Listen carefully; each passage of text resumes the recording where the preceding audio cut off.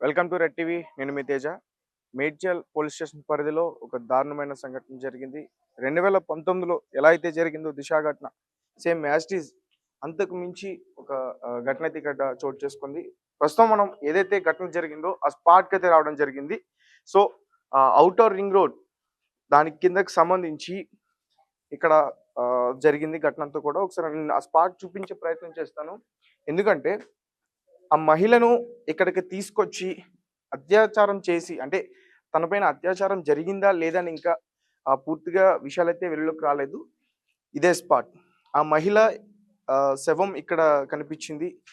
శరీర భాగం మొత్తం కూడా కాలిపోయి, తన ప్రైవేట్ పార్ట్స్ అన్ని కూడా కాలిపోయి ఇక్కడైతే కనిపించడం జరిగింది. ఇది జరిగి దాదాపు 3 రోజులు అయ్యి ఉండొచ్చు. కానీ నిన్న 24 జాన్యువరి మధ్యాహ్నం 3 గంటల ఆ టైంలో పోలీసులు దీన్ని గుర్తించారు.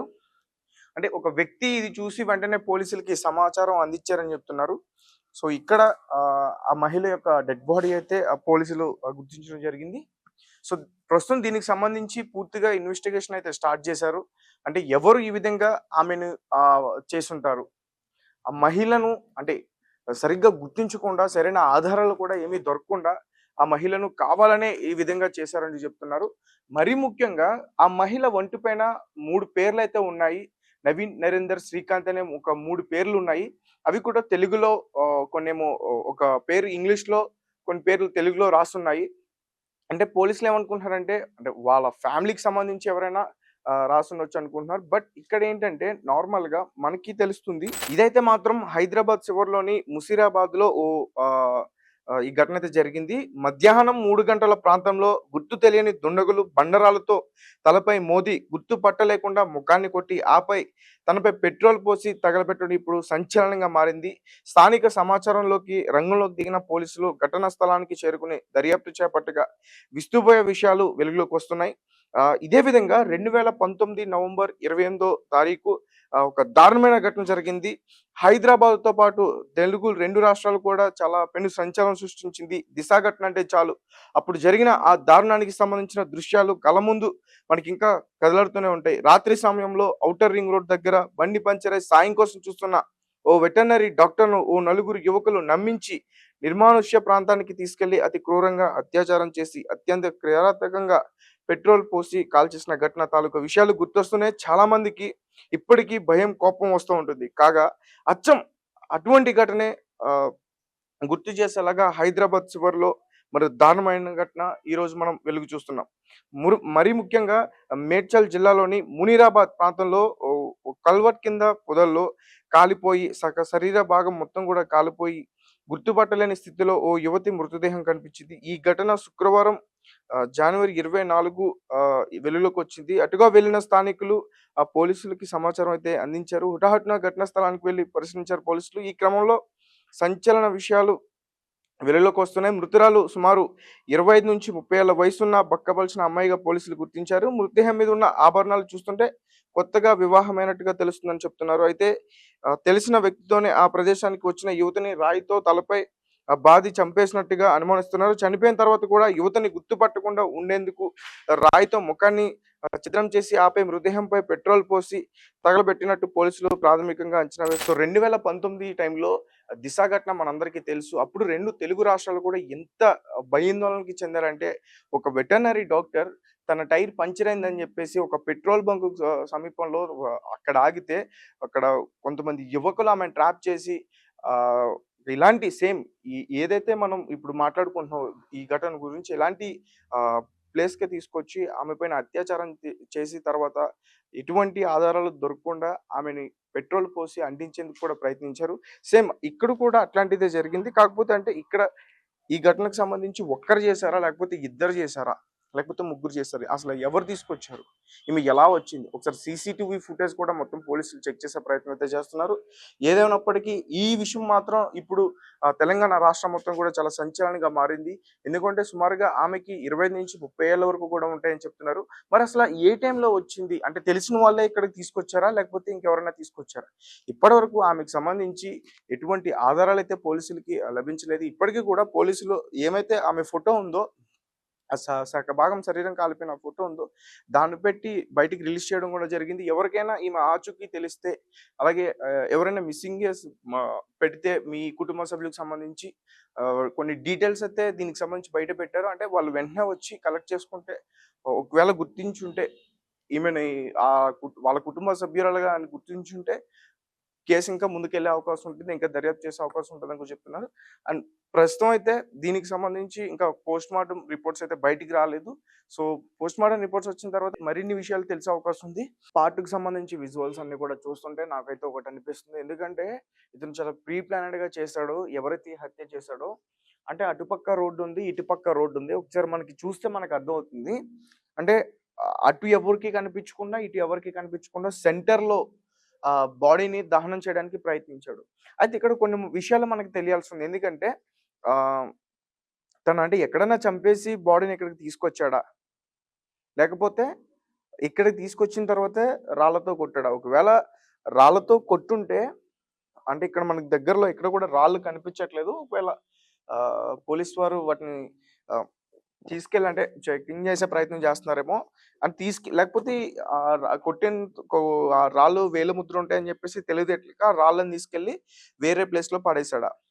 సో, బహుశా ఆ రాళ్ళను కూడా పోలీసులు సేకరించుండరు. ఎందుకంటే రాళ్ళ మీద ఫింగర్ ప్రింట్స్ లభించే అవకాశం ఉంటుంది కాబట్టి ఖచ్చితంగా అవి పోలీసులు తీసుకునే అవకాశం అయితే నాకైతే అనిపిస్తుంది. అండ్ ఈ స్పాట్ ఇతనికి ముందు ఖచ్చితంగా తెలిసే ఉంటుంది. ఎందుకంటే ఇక్కడ జనసంచారం ఉండే ఏరియా కాదు. మహా అయితే ఇక్కడ ఏమైనా జంతువులు గాని, కుక్కలు గాని అలాంటివి తిరిగే ఏరియా. మనకి ఇక్కడ మట్టిని కూడా చూస్తుంటే వాటర్ ఫ్లో కనిపిస్తుంది. అంటే ఇప్పుడు వర్షాలు సరిగ్గా లేవు కాబట్టి అంత ఇక్కడ వాటర్ అయితే ఏం కనిపించట్లేదు. సో, అంటే పైన ఔటర్ రింగ్ రోడ్ ఇటు నుంచి ఇటువైపు వెళ్తే మనకి షామీర్పేట్ రోడ్ ఇది. సో, ఆ ఔటర్ రింగ్ రోడ్డు. సో, అంటే ఇంతకు ముందు నాకు తెలిసి ఇతను ఖచ్చితంగా ఈ స్పాట్‌ని చూసుకొని వెళ్ళుంటాడు. లేకపోతే ఈ స్పాట్ అతనికి తెలియదు. సో, అంటే ఇలాంటి ప్లేస్‌కి తీసుకొచ్చి దహనం చేసేస్తే ఎవరికీ తెలియదు. ఆధారాలు లేకుండా చేయొచ్చని అతను ప్లాన్ చేసుకున్నట్లయితే ఖచ్చితంగా తెలుస్తుంది. అండ్ కొన్ని పేర్లయితే వినిపిస్తున్నాయి. అంటే బీహార్‌కి సంబంధించిన వాళ్ళే చేసుంటారు అని చెప్పేసి. బట్ తన శరీరం పైన మాత్రం మన తెలుగు పేర్లయితే ఉన్నాయి. అందులో ఒక పేరు తెలుగులో పచ్చబొట్టు పొడిచి ఉంది. సో, ఈమె ఖచ్చితంగా వివాహమైన మహిళ అనే చెప్తున్నారు. అంటే ఆమె బాడీ మీద అవన్నీ కూడా చూస్తుంటే మన హిందూ సాంప్రదాయానికి సంబంధించిన మహిళగా అయితే మనకి కనిపిస్తుంది. ఒకసారి ఇక్కడ చూడొచ్చు. ఎందుకంటే ఇక్కడ కొంచెం బ్లడ్ గాని అంటికిపోయిన అదంతా కూడా కనిపిస్తుంది. అతనితో పాటు తెచ్చుకున్న పెట్రోల్ నాకు తెలిసి సరిపోయి ఉండకపోవచ్చు. ఎందుకంటే ఒక్కసారి ఈ ప్లేస్‌కొచ్చి మళ్ళీ ఇదే ప్లేస్‌కి రావాలంటే అతను ఖచ్చితంగా భయం పుట్టే అవకాశం ఉంది. ఎందుకంటే ఎవరైనా చూస్తారు, ఏదైనా చేస్తారు అని చెప్పేసి. సో, అంటే ఇక్కడ మనకి కనిపిస్తుంది ఆ బ్లడ్‌కి సంబంధించిన ఆనవాళ్ళు గాని, తన సారీకి సంబంధించిన అవన్నీ కూడా మనకు తెలుస్తున్నాయి. సో, అంటే వీటిని ఆధారంగానే పోలీసులు మరింత ఇన్వెస్టిగేషన్ చేస్తే గాని పూర్తి విషయాలైతే మనకి తెలిసే ప్రయత్నం అయితే ఖచ్చితంగా లేదనిపిస్తుంది.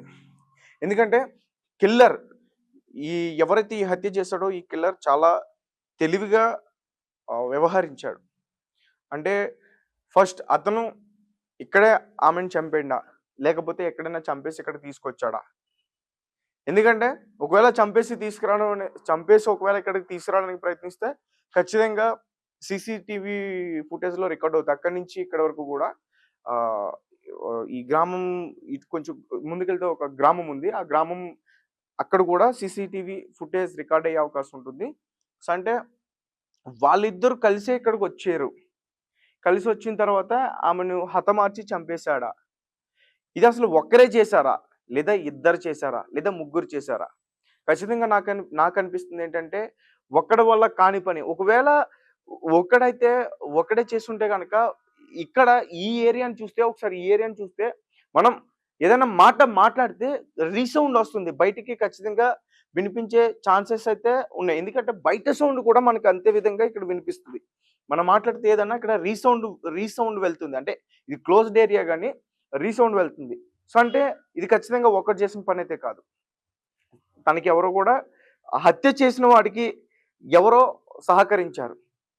ఇది ఒక్కరి వల్ల అయితే అయ్యే పని కాదు. ఇద్దరు గాని, ముగ్గురు గాని ఈ హత్య ఖచ్చితంగా చేసుంటారు. ఎందుకు ఈ విధంగా చెప్పాల్సి ఉంటుందంటే, గతంలో దిశ ఘటన జరిగినప్పుడు మన తెలుగు 2 రాష్ట్రాలు కూడా ఎంత భయాందోళనకి గురయ్యాయో మనకు తెలుసు. అప్పుడు కొంతమంది యువకులు ఒక వెటర్నరీ డాక్టర్‌ని ఏ విధంగా అత్యాచారం చేసి, దాని తర్వాత తనని హత్య చేసి, ఎటువంటి ఆనవాళ్ళు లభించకుండా పెట్రోల్ పేసి తగలబెట్టేందుకు ప్రయత్నించాడు. అండ్ ఇక్కడ ఆహ్, అంటే ఎదర నాకొకటి కనిపిస్తుంది. అది పెట్రోల్ బాటిల్. యెస్. ఇతను ఇందులో పెట్రోల్ బాటిల్ తెచ్చుకునే ప్రయత్నం అయితే చేశాడు. యెస్. ఈ క్యాప్ కూడా ఉంది. మనకి ఆ డ్రాప్స్ అయితే కనిపిస్తున్నాయి. ఆరెంజ్ కలర్‌లో ఉన్న డ్రాప్స్ అయితే మనకి క్లియర్‌గా కనిపిస్తున్నాయి.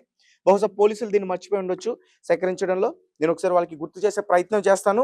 సో, ఇదే ఈ బాటిల్‌లో పెట్రోల్ తెచ్చుకునే ప్రయత్నం చేశాడు. లేకపోతే బైక్‌లో ఉన్న పెట్రోల్ తీసి ఈ విధంగా చేశాడా? ఒకవేళ హత్య చేయాలనుకున్నవాడు, తనని ఎటువంటి ఆధారాలు దొరకకుండా చేయాలనుకున్నవాడు ఖచ్చితంగా పూర్తిగా పెట్రోల్ మొత్తం తన పైన మొత్తం కాల్చేసే ప్రయత్నం చేస్తాడు. కాకపోతే చంపేసి ముందైతే తన తన తన డెసిషన్ ఏంటంటే ఇక్కడ దొరికిన ఆధారాల ప్రకారం ఆధారాలు ఇచ్చేస్తుంటే ముందు తనని హత్య చేశాడు. తను చంపాలనేది తన మొదటి నిర్ణయం. తర్వాత ఆధారాలేమీ లేకుండా తను ఎవరు అనేది ఎవరు గుర్తించకుండా చేసేది అనేది తన ప్లాన్. సో, ఫస్ట్ అయితే బండరాళ్ళతో తనని కొట్టాడు. బండరాళ్ళతో తనని కొట్టి, దాని తర్వాత పెట్రోల్ పోసి తగలబెట్టాడు. ఆ పెట్రోల్ పోయడానికి బాటిల్ అయితే ఇంగో ఇదే. ఖచ్చితంగా ఇదే యూజ్ చేసుంటాడు. ఈ సారీకి సంబంధించినవన్నీ కూడా మనకు కనిపిస్తున్నాయి. సో, అంటే ఇవన్నీ కూడా పోలీసులు ఖచ్చితంగా సేకరించే ఉంటారు. బట్ ఆ బాడీకి సంబంధించిన ఆహ్, అంటే ఆ మహిళకు సంబంధించిన డీటెయిల్స్ అయితే ఇప్పటివరకు రావట్లేదు. అంటే ఎవరైనా గుర్తుపడితే కానీ ఆ మహిళ యొక్క ఆధారాలేంటో తెలీదు. అండ్ చేసిన వాళ్ళు ఎవరనేది కూడా తెలుసుకునే ప్రయత్నం చేయొచ్చు క్లియర్‌గా. ఎందుకంటే ఆ మహిళకి సంబంధించిన నంబర్స్, ఆ ఫోన్ నంబర్ గాని అవన్నీ కూడా ట్రాక్ చేస్తే, మనం చెక్ చేస్తే ఫుల్ డీటెయిల్స్ తెలిసే అవకాశం ఉంది. ఎందుకంటే లాస్ట్ టైమ్ ఎవరితో మాట్లాడింది, లాస్ట్ టైమ్ ఎవరితో ఎక్కడికెళ్ళింది, ఎవరిని